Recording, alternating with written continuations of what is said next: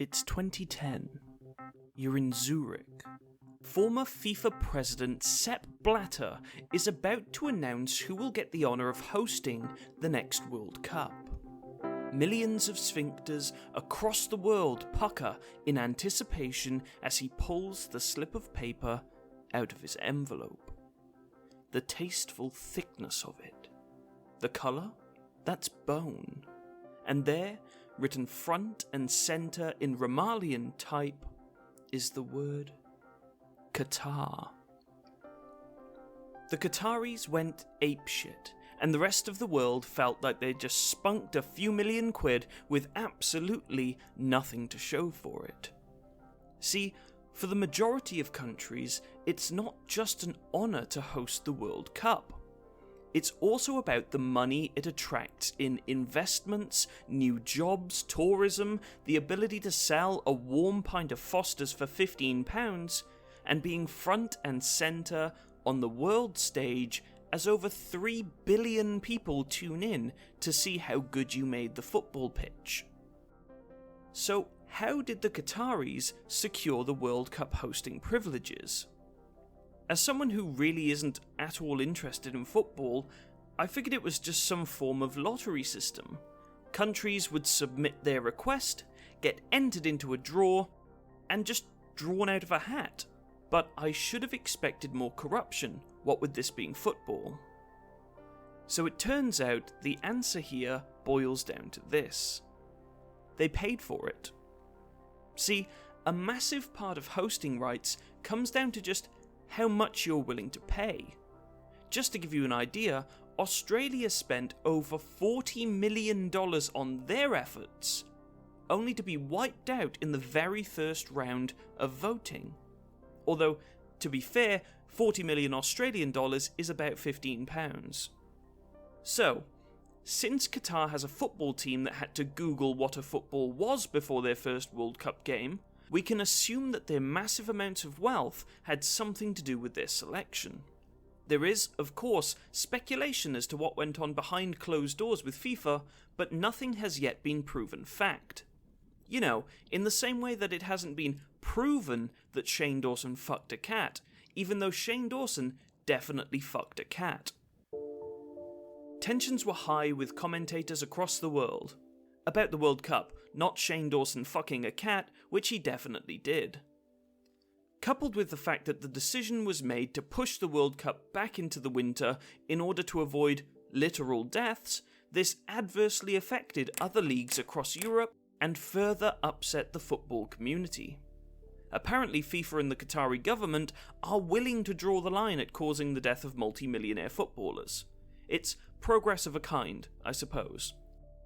Well, that was just the start of the problems that made Qatar's 2022 World Cup one of the most controversial in history. Immediately after this was announced, the Qataris began work to develop the infrastructure necessary to host. The main problem they faced is that Qatar itself is around 11,500 square kilometres. That's less than 5% of the size of the UK. But, much like Donald Trump, what they lack in size, they make up for by having lots of money. Here's a depressing image that shows just how much money was spent on the most recent World Cups.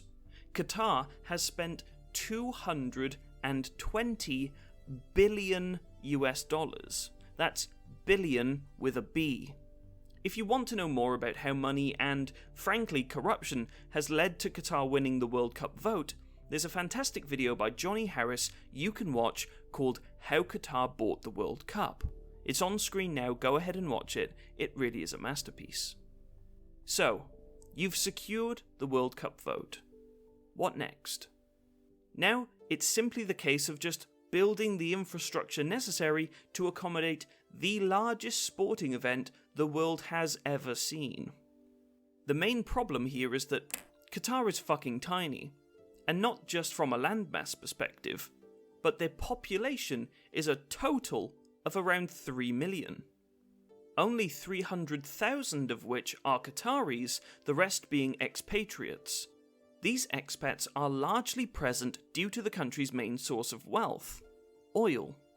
See, Qatar has so much oil money that it can afford free schooling, healthcare, and basically pays their population for winning the oil lottery.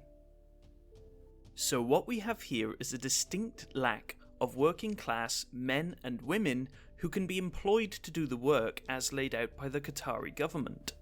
This includes 7 brand new stadiums being built, 1 being renovated, over 100 new hotels to be built, an expansion of the Hamad National Airport, a brand new metro system to ensure that Doha can be navigated with such a large influx of people, and, oh yeah, building the entire city of Lusail entirely from scratch to play the World Cup final in.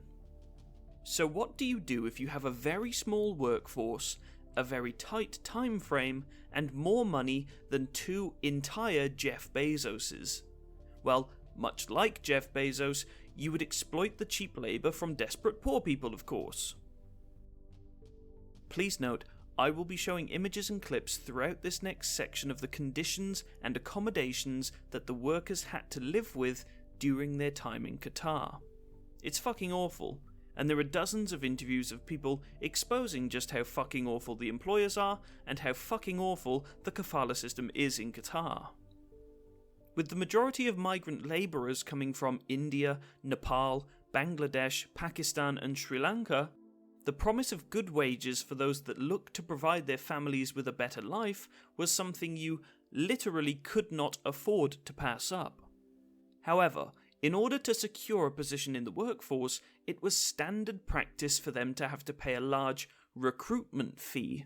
This is illegal in Qatar, but honestly, this governmental system is corrupt from head to toe and essentially treats this law in the same way that we treat jaywalking. The workers had to take out high interest loans in the region of $1,000 to $4,000.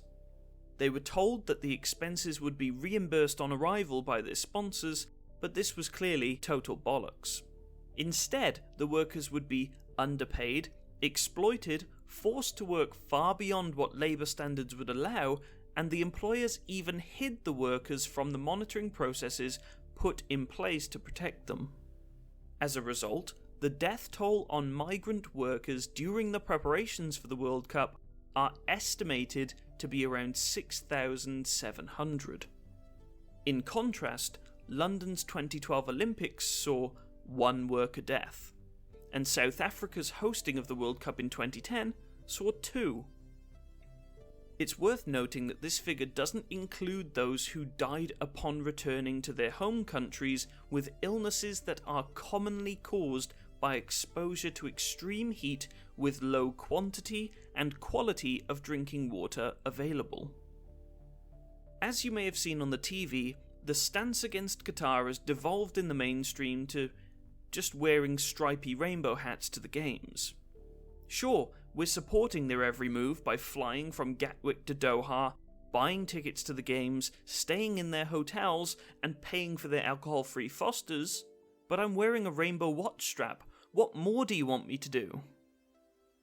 In an effort to stand up against the blatant abuses and suppression of the LGBT population, teams across the world made the brave decision to wear One Love armbands during their games. That is, until they were threatened with yellow cards, then they just stopped. Still, it's definitely just the thought that counts. With slimy pricks like Gary Neville and David Beckham, their critiques of Qatar and the human rights abuses were put on hold when the Qataris threw money at them until their mouths just swelled shut. Their tune quickly changed from "allowing workers to die of dehydration is bad" to "starve me harder, daddy," as fast as you can say £150 million. When asked why he is accepting payment to be part of the Qatar World Cup, Neville stated that he could either stay home and do nothing or go to Qatar and highlight the issues. It ultimately took journalist and thoroughly decent guy Ian Hislop to point out that there is also the option to just not go to Qatar, and also raise awareness to how absolutely abhorrent the regime is. Now, to appease those of you that think there's something to be said for a middle ground here, I am absolutely in favour of freedom of religion. I just also happen to be in favour of the freedom of gay people from jails unless they have committed a crime. I fully appreciate what the Quran says, but it will apparently take more than the perfect word of God to make me think that putting willies in your bum should be punishable by 7 years inside. Inside the prison, that is, not rectums. I know it seems counter to Abrahamic religious beliefs, but I don't think anybody's right to be gay should be trumped by people's right not to be grossed out by bumholes. But wait, I hear you say. Don't you think it's a fair point that when England hosted the World Cup in 1966, it was also illegal to be gay? Why should we judge them? Great, thanks for your question, Piers Morgan. I mean, it's easy to say that it was the same across most of the world at that point, but that's no defence. I understand that I have the benefit of hindsight, but I believe that at the very least, we should learn from the failures of our pasts. And it was a failure. We shouldn't be defending our country's stance on gay rights back in 1966, but we shouldn't also be giving free passes for archaic and oppressive laws. It was once legal to literally just own other people. I presume you wouldn't give the same defence if Meghan Markle started enslaving your mates in the royal family. It's 2022, and in 2022, it's more than fair to criticise the marginalisation of LGBT people by any government. You don't have to guide them into each other, you just have to be okay with them not being imprisoned or killed to death. It's not a particularly high moral bar to set. Okay, look, there are many more reasons why we should be ashamed of how this World Cup has been handled. We haven't touched on the environmental impact of the building, maintenance, and, let's be honest, abandonment of the infrastructure, because to do so, I'd need another hour. The conclusion you should be coming to about now is that none of this would have been possible if not for FIFA and the absolute corruption that has rooted itself in the organisation in the last couple of decades. They value influence and money over the lives of thousands of workers who have had their wages withheld, passports stolen, and lives taken. While it's great to hear that walking hemorrhoid Sepp Blatter was ousted as president because he was a complete bastard man, he was replaced by Jeff Bezos' impersonator and actual arsewipe Gianni Infantino. A man who was implicated in scandals regarding the Panama Papers, had been wined and dined by both Qatar and previously Russia during their bids to host, and has billed FIFA for expenses such as £8,000 on mattresses, which, to be fair, is probably a single Simba mattress, thieving pricks, and £700 on flowers.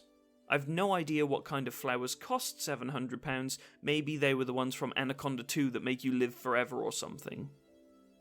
So, should you watch the World Cup this year? I don't care. There will be perfectly good people watching the World Cup purely because they love football, and that's fine. There will be people not watching because they disagree with the politics of it. That's also fine. As long as we can all come together and agree that FIFA is run by a bunch of stinky old bastards that couldn't empty piss out of a boot if the instructions were written on the heel, then I think that's the main thing. Thank you all for watching. I know everybody says this next part, but please do subscribe and like this video. It gets more eyes on the channel, and it gets me that step closer to being able to do this full time. Love you. Bye-bye.